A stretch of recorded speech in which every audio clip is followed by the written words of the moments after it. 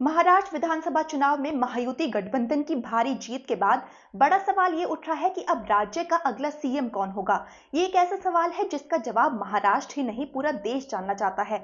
ऐसे में आपको बता दें कि बीजेपी का पुराना इतिहास और बीजेपी की राजनीति कहती है कि महाराष्ट्र का अगला सीएम तो हर हालत में इस बार बीजेपी का बनेगा।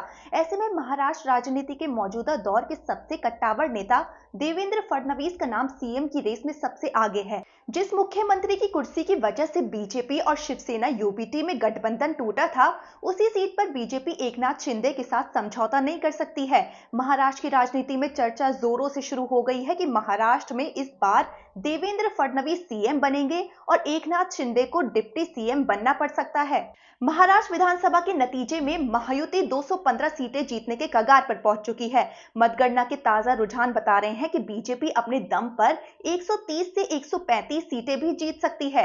ऐसे में अगर बीजेपी का सीएम नहीं होगा तो इससे महाराष्ट्र की जनता में गलत मैसेज जा सकता है। इस लिहाज से अब एकनाथ शिंदे को अगर महाराष्ट्र में अपनी पार्टी को जिंदा रखना होगा तो डिप्टी सीएम बनने के अलावा कोई दूसरा चारा नहीं होगा। आपको बता दें कि बीते 10 सालों से महाराष्ट्र की राजनीति में देवेंद्र फडणवीस बीजेपी का सबसे बड़ा चेहरा बनकर उभरे हैं। फडणवीस बीजेपी आलाकमान के भी काफी करीबी माने जाते हैं। ऐसे में ज्यादा चांस यही बन रहा है कि देवेंद्र फडणवीस ही महाराष्ट्र के अगले सीएम होंगे। पिछली महायुति सरकार में भी उप मुख्यमंत्री के रूप में वह काम कर चुके हैं। इससे पहले भी राज्य के सीएम के तौर पर 5 सालों का उनके पास अनुभव है।